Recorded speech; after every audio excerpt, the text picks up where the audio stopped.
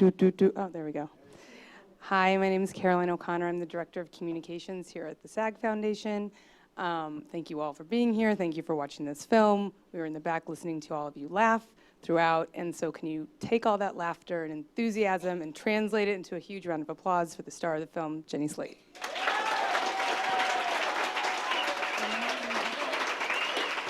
Hi. Hi. Hi.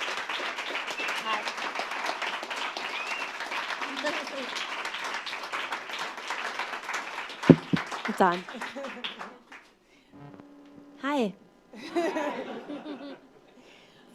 First off, we just want to thank you because you have brought Obvious Child to the SAG Foundation in New York and here in Los Angeles.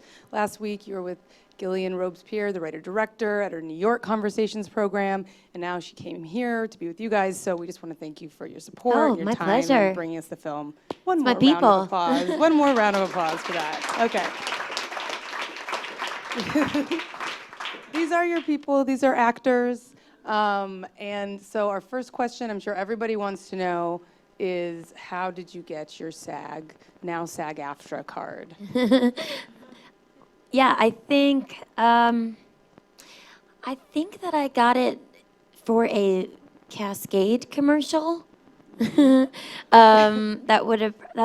probably I think would have been like in 2008 or 9, and I had gotten the commercial, but I didn't have enough money to pay the dues to get into SAG, and I was just like, what the fuck? I was like really pissed, just at like that it's hard, and my parents had to loan me the money so I could pay the dues.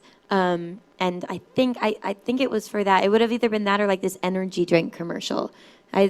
Commercials were my first like paid acting jobs.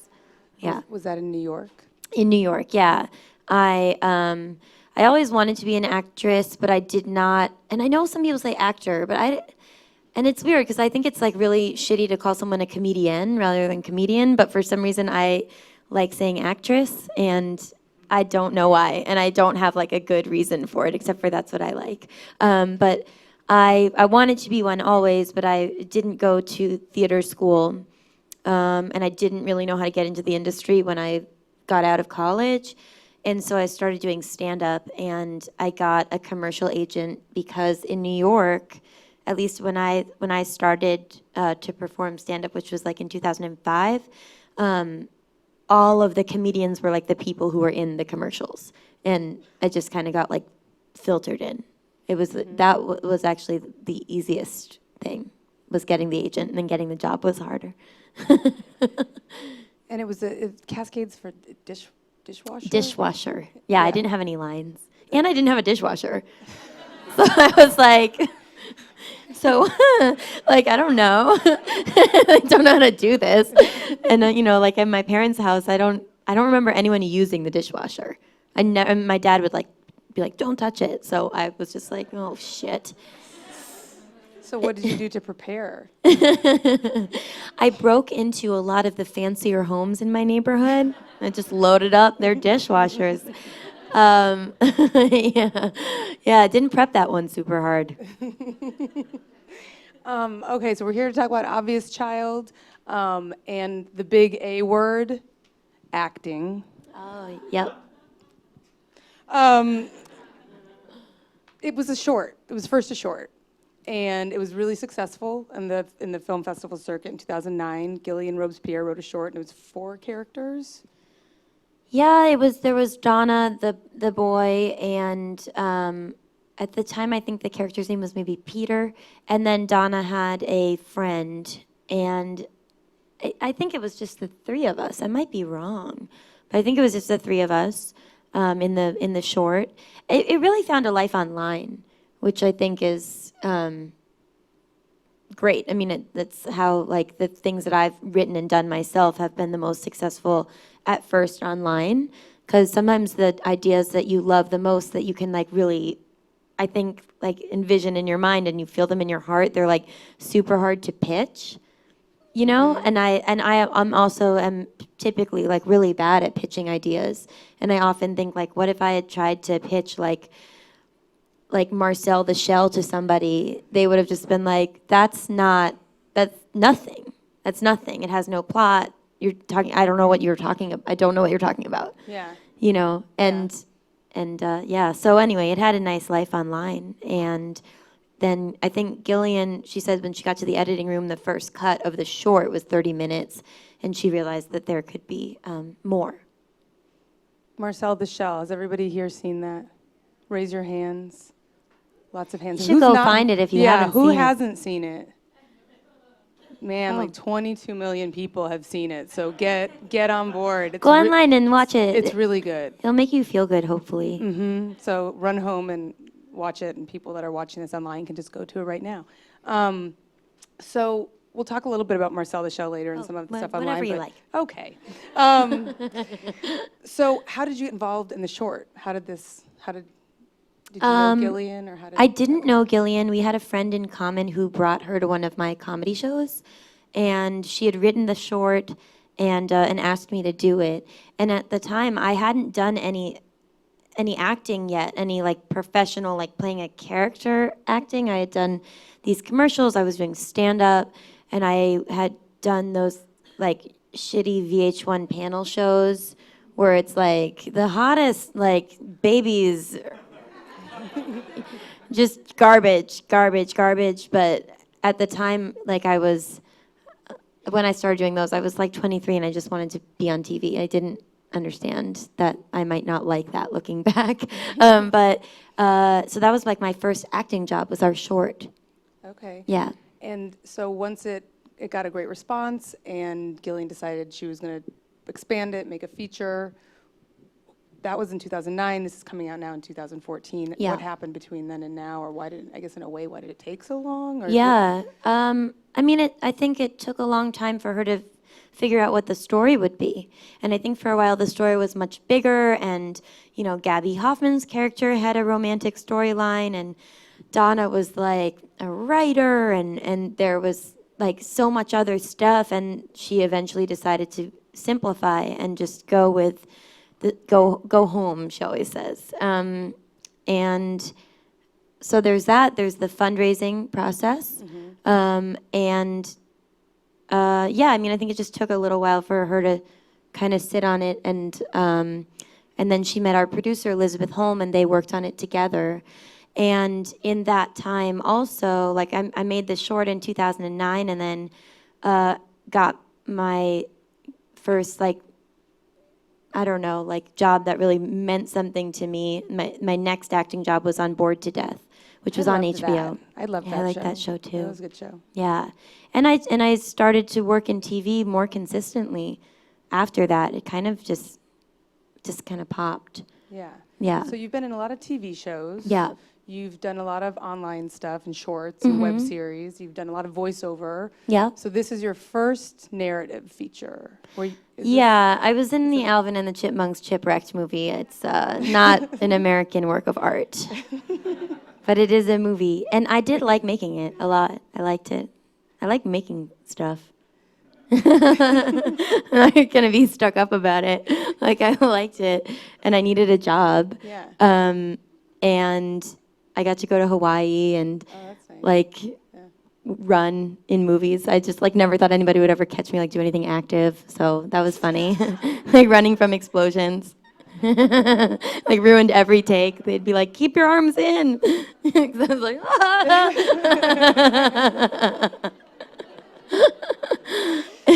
So you were doing stunts? Was that like stunt work? Yeah, I had like a lot of stunts. Did you have a stunt coordinator? Yeah. Oh. They had it all. And like, so it's like, it was mostly me by myself. The other humans in the movie that are like, that play humans are Jason Lee and David Cross.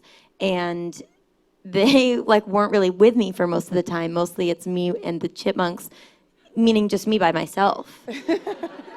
And I also got the sense that, like, maybe the other, like, people, like, I don't know. I haven't seen the other films, but they were really concerned that I would not know where to look, which made me feel like the other actors were just, like, really dumb because you just look right there. Like, just right there. Like, I don't need, like, a whole apparatus to tell. Like, I get it, but I don't know. But I really liked it, and I have a crippling fear of heights. and my character's always like zip lining and walking on logs and stuff, and it was just tears, just always tears. I was so scared. Wow. But I did like it a lot. And I lived in Vancouver for a little while doing it. Oh, that's fun. Yeah, everyone was really nice, and I learned how to like make a movie. And I don't ever have a problem, I feel like, going for the character design and character building things, but I think I'm very bad about hitting my mark and stuff. So that was like a boot camp for that. Because if you move like 1 second, 1 inch over, you're like standing on a chipmunk. Right. Yeah. You can't move. Yeah. So did you feel any extra pressure with this movie that you were the lead and you're carrying this whole feature as the lead, or not I didn't necessarily? think about it that yeah. way. No, I've just been waiting so long to be able to stretch my legs, and this was perfect for me. Mm-hmm. And I knew that it was perfect. Gillian wrote it for me. Mm-hmm. So, it was really, I have a lot of doubt, in general, about a lot of things, but that just didn't have a place here. It's just too good to start to, like, adorn it with, like, thorns and shit. I just was like, this is going to be really fun. And it was only an 18-day shoot. So I at least had been working for long enough to know that it's very important and sometimes rare that you're satisfied in your work and comfortable on set and stuff. And I just was really excited. I didn't have any potholes at all. That's on good. The road. So when you approached this character, she wrote it for you. Did you approach it any differently than Alvin and the Chipmunks, or? Sure. This lady's a real person, like the scariest thing about taking the Alvin and the Chipmunks job, and about taking a lot of jobs, actually, like in comedy in general, is I'm often like, God, I don't know who this is. I've never met anybody like this. And sometimes that's good. Like my character on Parks and Rec is constantly described as the worst person in the world. Yeah. And I was like, well, that's fine then. Then I'll just floor it. And I will constantly try to surprise everybody and be bad, be the worst. But when the writing doesn't make sense and the character is unreal and nobody's admitting that on set, that's really hard.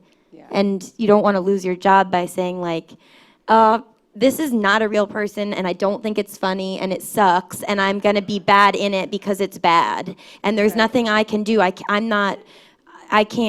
help you. I can't help you. I can't change the world. You've written it. This sucks, but I don't know. I'll just do my best. And that was the opposite of this. There was a complete world. I understood it. It was made with care and a lot of thought, and I understood the character. I understood her as a comedian. Comedian. Yeah. Comedian. I don't know. It just sounds like a tampon to me, but I'm different than Donna. She's a lot more sarcastic and much more willing to really like lie in her shit a little bit. Like she's really willing to just say, well, I'm in a bad spot because these people did that to me. Like she had, she fucked my boyfriend and now I can't even do what I want because of them. And that is something that I don't relate to very much well, and I don't like it. So well, you did it very well. I liked it. Yeah, I like doing it, but I would not like to act that way in my life. But I'm also older than Donna. Yeah. But when you first did the short, you were approximately the same age, right?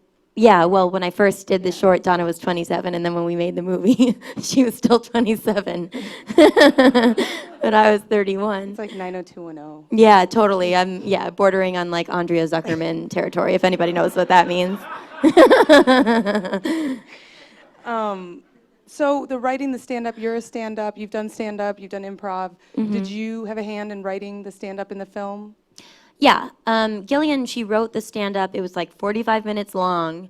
And I was just like, well, this is all really funny, but it's way too long. You can't, this is a whole movie in itself. It's this like one set. And we got an in-kind grant from the San Francisco Film Society. And we went there, me, Gabe Liedman, who plays Joey and is my comedy partner and best friend in real life, and Gabby Hoffman and Gillian and Elizabeth, our producer, went there. And we did a bunch of stuff, but one of the things we did was Gillian was like, all right, well, this is what the set is about. I really want to make sure that, like, we mentioned, like, the discharge, and I want to make sure that we kind of, like, you know, like, rag on the boyfriend a little bit. And I got up in front of them in character and did an improvised stand-up set that she recorded and then brought back to New York and then started to, like, wrote it all down and then built off of that. And we had that, but then I think Gabe and I were just really concerned that the stand-up wouldn't seem real, and you know, I did not want to be a stand-up comedian who's in a movie where there's stand-up and doesn't seem natural. So Gillian let me get on stage that morning. It was like 6 a.m. when we filmed it, and we just had kind of like bullet points, and I knew there were some lines that she loved and I loved that she had written or I had said. So we had those, and I have a pretty good memory. And I did 2 30-minute sets back to back for that first like opening thing.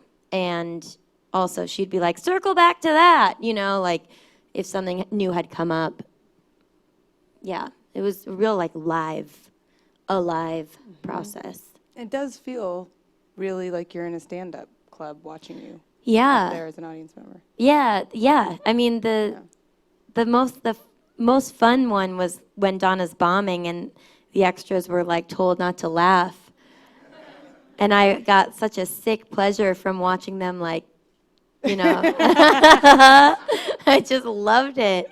And I've never had an experience like that on stage before, ever. You've never bombed? No, I'm not saying I've never bombed, but not like that. You know, I would never yell out, this place is a fucking shithole and I'm glad to be on your fucking roster. Or, you know, yell at somebody for leaving.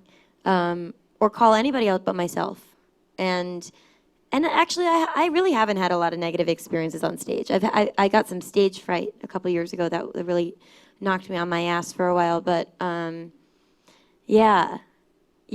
And then the rest of the movie is really the script that Gil wrote with, you know, sometimes on set we would tweak here and there, but it was important to me also to be able to do a good job with the lines that she wrote, because I was so completely blown away by the script when I read it. Just those like really, like when Donna goes to the Planned Parenthood and the doctor is like, hi, Don, and Donna has to say like, it's Donna. I just remember reading that and thinking, this is very real and very funny to me and kind of breaks my heart. And we didn't, you know, sometimes I said it before, but sometimes I watch movies that I know are completely improvised and I feel like the characters are sacrificed for the jokes. And there's a lot of posturing and like, you know, who's the funniest and who's the most athletic about comedy. And, you know, sometimes you're not supposed to be making everyone laugh. I don't know. I had a glass of wine before this. I was rambling. You just mentioned that you had stage fright a couple years ago. How did you deal with what was that about, and how did you get out of it? Oh, it was terrible. I'm really chatty naturally, and I've always gone on stage and talked about my family, my childhood, and being a woman, and how my childhood and like most of it is really like my fixation on how hitting puberty late really affected me as, you know, becoming a grown-up. When did you hit puberty? I, at like 17, like didn't get my period until I was 17, and I had braces for 7.5 years and a really weird speech impediment, and like, you know, I just wanted to be just like a normal woman without braces for a really, in a bra. I mean, we say it in the movie because I've told. And a blouse and a schedule. Yeah. You know, so I talk about those things, and I should be able to talk about them because they're from my life. But I think after a period of feeling exposed in a way that I didn't like, I began to feel this weird, I put, I think, like a projection onto the audience, and every time I would walk out, I would feel a sort of general voice or hear just like a giant eye roll, being like, "Oh, this girl," and I went out with hurt feelings. And I would have, my notebook that would be like, talk about dad, talk about mom and dad singing. I know all of those things. I know what they are. And I could not say them. And my throat hurt and my voice was quiet and I would get crazy stomach problems and just could not do it. And then I became really angry because I was like, well, this feels like I got my nature taken away from me.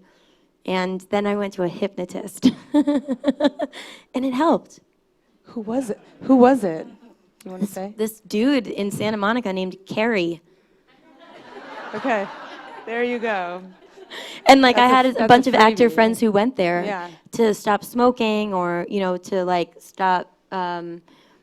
I also went back because when I'm anxious, I get up and I eat in my sleep and I leave the food all over and our dog is diabetic and it's so I went back. He's taken a lot of my money, but clearly I'm perfect, so.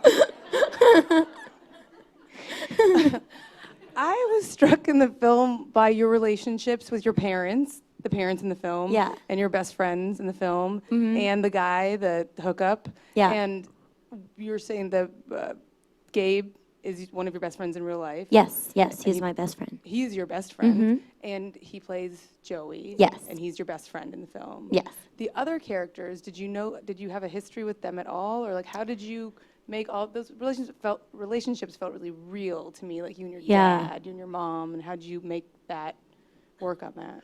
Well, yeah, I mean, Gabe I've known since I was 18. Gabby, Gabe, and I met at a stand-up show. She came to see us, and Gillian wrote that part for him, and she wanted Gabby to do it, and when it was time to, cast the movie, I mean, we had very little money. I emailed them, and it was like, do you want to be in a movie with me? That's what the title of the email was. And I sent them the script, and they said yes. But then, I think I am, I really like to make bonds with people really quickly. I have my umbilical cord still attached. I'm just want to plug it in to everybody. And and Gillian also, our director, is very, very warm. And our set was very small and our crew was really small. And I think everybody that came on knew that, it was going to be an intimate experience. Polly, who played my mom, I just met her that day. Wow. We filmed for 2 days, yeah. And we talked a lot, and I think we actually bonded over talking about her experience of being an actress. And I had a lot of questions for her because I'd just been through a really shitty pilot season where I had made a pilot that I didn't love and was kind of grossed out by myself, for taking the bait. And I learned a lot from her as a woman, and I wanted to win her approval, and I think that helped me to kind of go full out in my scenes with her. That needed that. And Richard, I don't know, he's just a kook. He's so easy to be around. Very, very good improviser. Yeah. And also has amazing stories to tell. Yeah. Yeah, I really enjoyed your relationships with them. Yeah. How different they were. They are very different. They Yeah. really are. Yeah. There's a lot of drinking in the film. Yeah. A lot of happy drinking and sad drinking and sexy drinking. Yep. And I'm wondering how you feel about acting under the influence. How is that a challenge to act as in these various roles of being drunk? I don't think so. There's something that I think my senses are heightened or something, because I also notice that when I do scenes where I'm supposed to be stoned, that I feel stoned. It goes away, but I those sense memories, maybe I drink too much, but are there. And Donna's drunk in a lot of different ways, and Also, like the movie's edited, I'm sure there are a lot of times that I was like way off the mark. Like if it were a play, I might be really bad. But I like it. I really do. I like being curious about like, especially like what the mouth does when you've had too much to drink and when you're trying not to slur your words, and like it gets in there. And Donna has a lot of like wine mouth also that I really helped. Like once I saw myself with that, I was like, oh God, I get this. Yeah, but I was never actually drunk. Yeah. Well, you do a very good job. Thanks. In all those various scenes. Okay, so let's talk about abortion. Sure. Why not? This typically, I don't know if I've never seen a film like this. When I saw it at South by Southwest, and I was struck by how different it was just overall, and I felt like I'd never seen anything like it, including the way abortion is handled as an issue. And if it's going to be a comedy, it's about in an unexpected pregnancy, the gal doesn't get an abortion.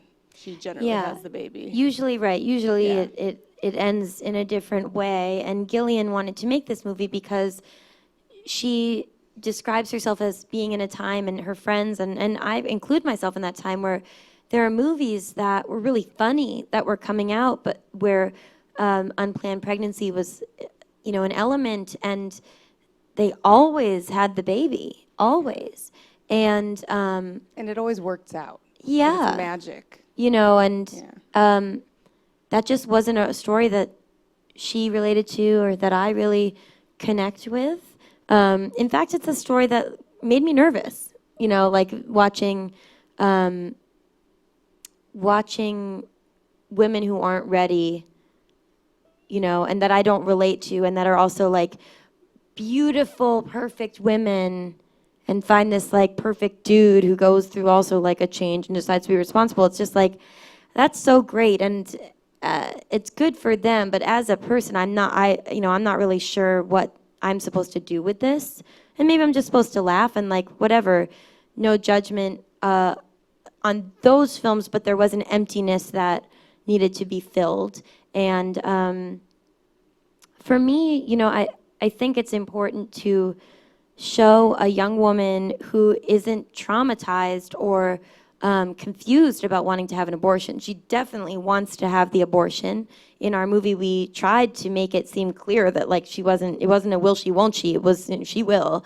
But I think one thing that I said at South by Southwest is that because women's rights are under attack, if you are pro-choice, you feel that you have to be like, I'm pro-choice, I'm unrelenting, and you can't get in at all, and nothing gets out. And actually, the fact is that we all have the right to have a complex experience, and you shouldn't have to not be allowed to shed a tear, because there's many, many things to cry about and laugh about in life, and they're not all like traumas or victories.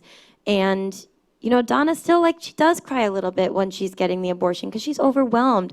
She's by herself, even though he's waiting out there. Like, I am very familiar with those moments when, even if you're just struck with the fact that, like, you're an individual and you are essentially alone, even if you love other people a lot. It's very moving and complicated. And we just wanted to show that the other things that are the moving pieces after you choose the safe procedure are still important. That process still deserves a look.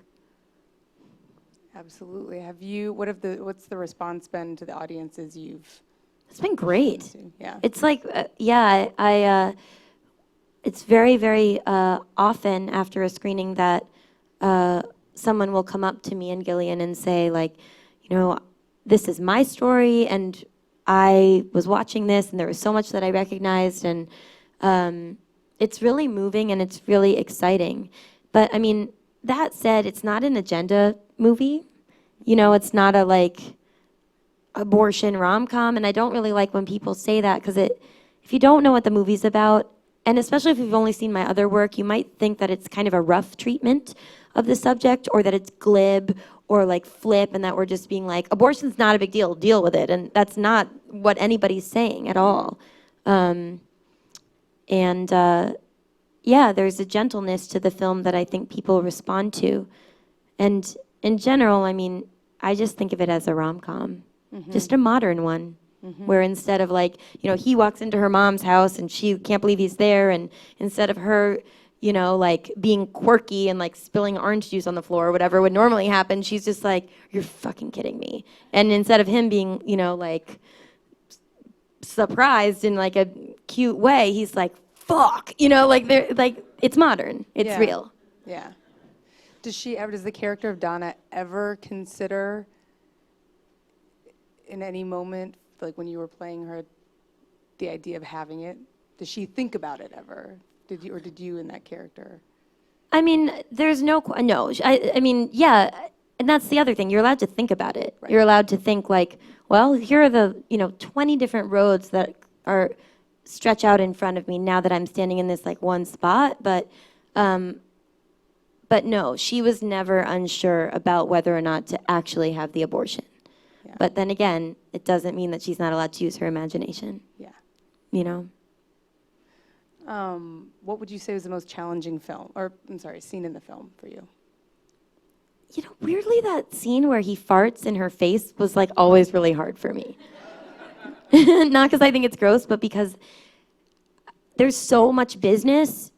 There's like, pants down. Don't like let everyone see like your actual vagina. Like, stand up, put your pants on. Like, she wouldn't be standing up with her pants down. It just like so much of it, just there felt like so many moving pieces, and I was just like, it's not gonna seem smooth. It's not gonna work. Like she's gonna be laughing. She's gonna hear the fart. It's too sharp of a turn to make.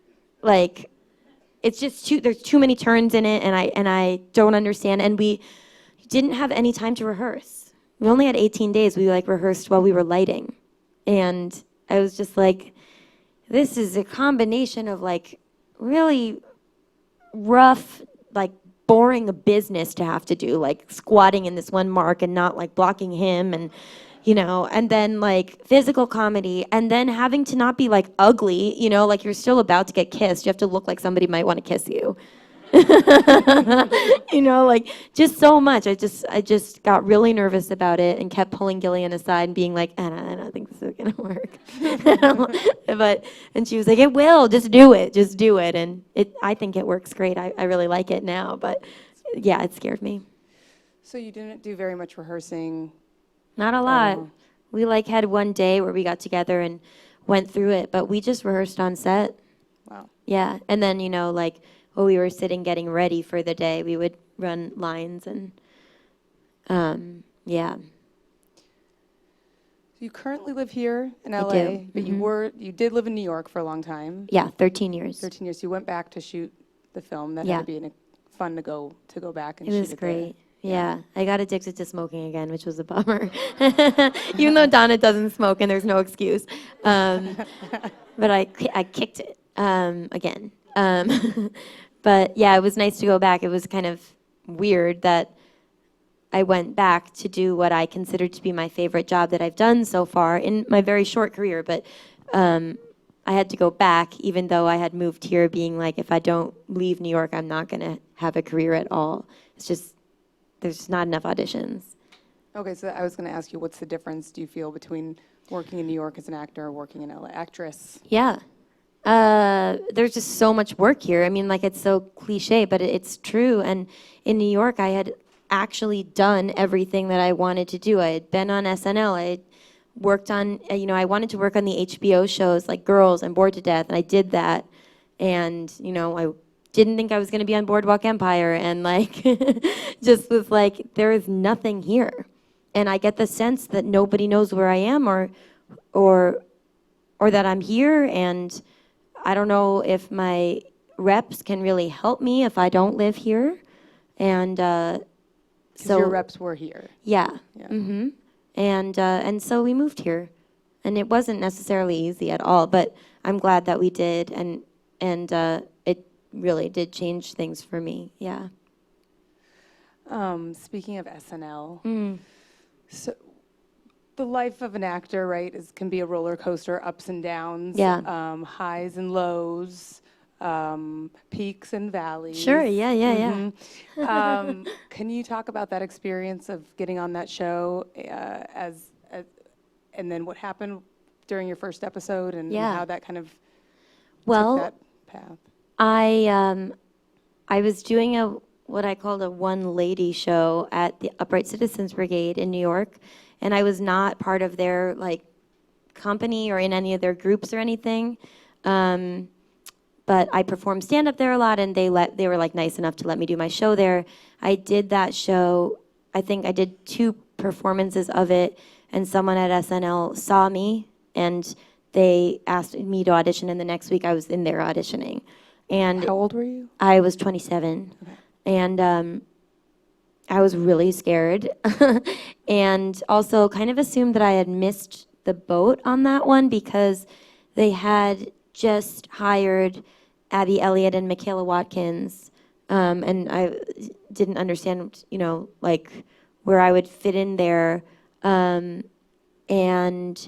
but I did it, and I stood on the stage, and it was cool. It was really like, it felt like one of those moments where I did speech team as a high schooler, and it felt like that. Like I wasn't like speech team? a little bit, just like the competitive drive that I could get. Yeah. I was not like like a big hit in high school, but like there was something that would kick in speech team where I would just like walk into the room and just freeze everyone out, and just something in me was just like, you're going down so hard. Like, I'm gonna beat everybody in here. Like, you're gonna like carry your butts out. I'm like, I don't know why, but I just wanted to win through performance, and I felt that way again. I didn't get to not towards the other people who were auditioning, and in fact, I didn't even see any of them until like it was over. But just that feeling of being you could be anybody. When you stand on that stage, they have no idea who you are. You're just like some random girl, and you're doing like an impression of a dog, and it's just like, whatever, I could be anybody, and it feels so good. And anyway, so I did that, and then I came to LA to visit for the summer. I did some episodes on a really bad TV show called Brothers, which starred Michael Strahan, Carl Weathers, CCH Pounder, and they were all great. And I was like the token crazy white person. It was really weird. It was like a very bizarre job. Everyone was nice, but like my lines were always like, FYI, TMI. Like they were like, I can't. This is like so weird. And it was a 3-cam, and I was like, this is like a play. This is pretty fun. Again, I liked it. It was kooky. And then by August, they called me back to SNL, and I had to do more characters. And then I came back to LA, and then I went back to New York a week later to meet with Lorne, and they were like, you might sit and wait there for like 3 hours. Like, he called you at this time, but you're not gonna like go in. He's gonna make you wait, and you're not gonna know anything when you leave the room.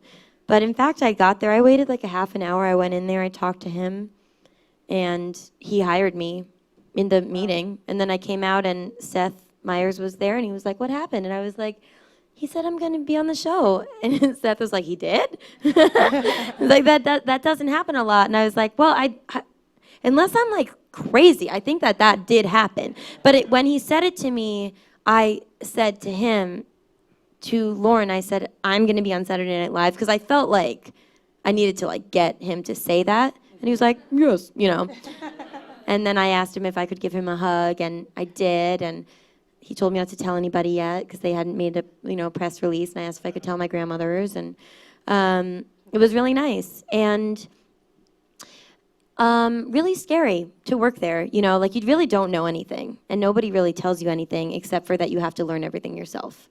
And there's a part of me that's like, no, I don't. If you know what it is, just tell me. I don't care about your mystery. I don't care, you know? Like, who do you think you are that I have to, like, figure out your spells? I don't care. But everybody was very, very nice to me, and I think I had a very bright and happy attitude.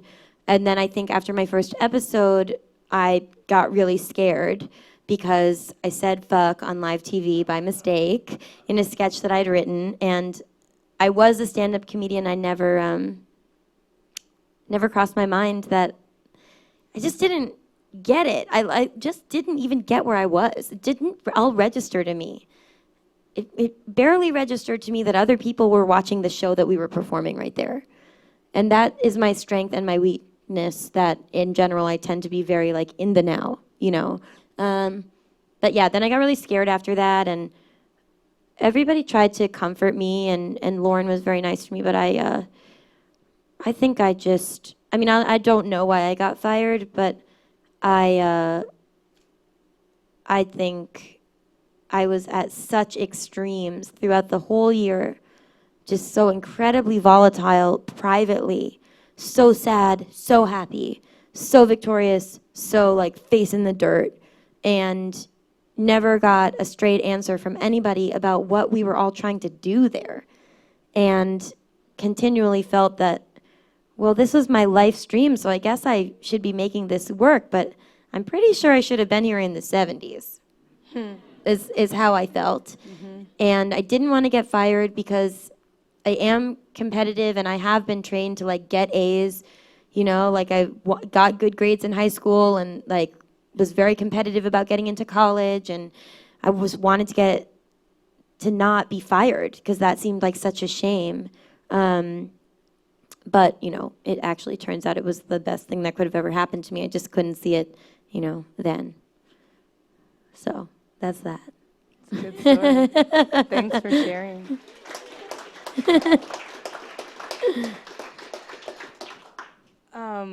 You collaborate with your husband? I do. Is he here? No, he's not here. Okay. You guys have created these really unique, original characters. Marcel the Shell with shoes on, we've already discussed, and now we're back. Yep. Full circle. Yep. And Catherine. Catherine, yeah. Yeah, Catherine has like a few fans, but I love it. I think it's great. We had this, it's a web series that we made, and then we made it into a short that went to Sundance this year. And it's sort of like it is a comedy, but I guess I would describe it as like an avant-garde exploration of neutrality. Does that sound interesting to you guys? And yeah, and then Marcel the Shell has picture books that we do as well. Our first picture book came out, I think, a couple years ago and was a New York Times bestseller. And our next one comes out in November. Oh, that's great. Yeah. Are you going to do anything else with Marcel the Shell? Or what's your? Yeah, we're gonna make an independent feature. I think is what we're going to do, and we've been through a lot of different plans because 22 million people online have seen it. I think other people see the potential for it to make a lot of money and for it to be merchandised heavily. And that's all very tempting, and then in the end was all very gross to us because the creative restrictions seemed really unnecessary and large. And I think the lesson is like being learned in Hollywood now that like there's not just one way to do development, but it is a risk-averse place, I think, you know, and there's so much money to be made in loss, so I get that, But again, like if I pitched the idea, nobody would have ever bought it. And there's just a lot of people that want to make Marcel into like a squeaky clean Disney thing that is, and that's just not our goal. And we made it for ourselves privately. So both of us feel like without being too precious about it, we should just wait until it feels right. Otherwise, we're going to like feel really bad about ourselves if we sell it in the wrong way. It is aware to be sold. It is. It's a product. We made it, and you know, both of my parents are artists. They have to sell their things to make money, and I'm not against it. And I don't fetishize it or try to be pretentious about it, but I also like don't want to work with assholes who like want to spend a lot of money taking us out to dinner and then are going to tell us that we can't do what we know is right. I just don't think 22 million people could be wrong, and I'm not wrong. So I'd rather just do it by myself and make no money. I don't care. But, you know, I make money other ways, so, you know, it's not the bravest statement. I sell drugs. I'm a drug dealer. I guess could you talk a little bit about how you guys have embraced the web and making things yourself to as opposed to and bypassing, I guess, the gatekeepers? Yeah, I mean, I think it's never smart to be like, in your face. Like, I think that kind of attitude, like, we're doing this because nobody else will help us, is like not the place to come from. It's really like we only create things when they're interesting to us. And I am often really turned off by, like, we're really hoping, like, you could come and, like, do this thing and it'll go viral. It just doesn't, it's like, doesn't feel, it feels like somebody of the wrong generation misunderstanding the internet. And I you know, like, it feels like somebody's dad being like, wow, a lot of people are seeing stuff. You think, like, you know, it's just like, I tend to look at the internet as like, in fact, I don't like read a lot of blogs or, you know, surf it that heavily. But I do take it as a free space to put stuff up. And there are interesting people out there that if you like do need money to make something, like Catherine, we needed money to make it. We needed, I think it cost like $30,000, and we got that from a company called Jash, which is funded by Google, and they do like crazy avant-garde comedy. And the people that kind of started it, or their first performers, are Sarah Silverman, Reggie Watts, Tim and Eric, and Michael Cera. And we came in there and pitched this, and they gave us the money, and like we filmed it in a porn studio because it was the cheapest place we could, you know, film it. And I know it's cheesy, but I think it's just always better to come from a place of like curiosity and openness rather than being like, this is an idea that like no one's gonna help us with, so like fuck everyone else. I don't think that at least doesn't work for me. I don't know. I tend to think of it as like a wide open prairie, and like every now and then like a horse will run through and everyone will like it. I don't know. But in general, I don't like to overthink it. I don't like to overthink my work. You can always do more. Yeah. Only like assholes are going to be like, well, that was bad, so she's not allowed in. It's like, certainly not. I'm going to be 80 one day. Hopefully I'll still be doing this. You're not going to care whether or not I did a pilot. I don't think. I don't know. I don't know. I don't think, yeah. What's your dream role?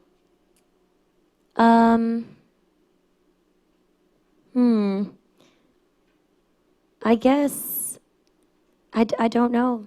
I don't know, but I'd like to play, I'd like to be in a period piece about like, you know, early New York. I'm really into that. And I'm also really into like Grace Paley era New York. I'm into New York. Not from there, but I'm into it. And I don't know. I'd also like to play like a magical person, like a witch. Mm-hmm. But not like a cheesy witch. There's a lot of bad witch stuff happening. Like when Cher was a witch in The Witches of Eastwick, that ruled. And she had like a really intense camel toe. That's what I want. The super female witch. I don't know. I don't know what it is, but I'm sure I'll meet it one day. My dream role. Is there something a bit of advice that you've learned as an actor that you would tell your younger actor self now? Or something you'd wish you'd known earlier that you would want to pass on? I guess, I don't know. You know, all of my anxiety that I had and my, like, driven attitude and how, like, hungry or desperate I felt at times really helped me. And the times that I would have wished I could have given myself advice were probably during that SNL time. And I just would have said to myself, I don't know if I could give anybody advice, but I wish I had told myself that, like, there are just so many more options than you can even imagine. And the most important thing is to chill out. I really think that. I think that that's a good advice for me. I am a worrier, and I've learned, especially through my relationship with my husband, that energy can be put into asking actual useful questions. You know, like, it's okay to worry, but I think it's just good to ask the right questions within that anxiety. I guess, yeah, there's just such a big world, and life is so long, is what it seems like to me. All the performances that are the ones that made me want to be an actress are like, you know, like Ruth Gordon. And, you know, I never saw her, I have not seen her in a performance where she has been anywhere close to my age. Yeah. I've always been inspired by people, doesn't matter what gender they are, that are just themselves. And I would assume that I'll have that opportunity to, you know, for my whole life.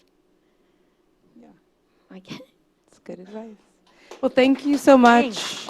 Obvious Child opens on Thanks. June the 6th, so please go out, tell everybody about it, spread the word, and make sure this is a big success. Yeah, if you like it, tweet about it. June 6th in LA. Yep. Could use your support.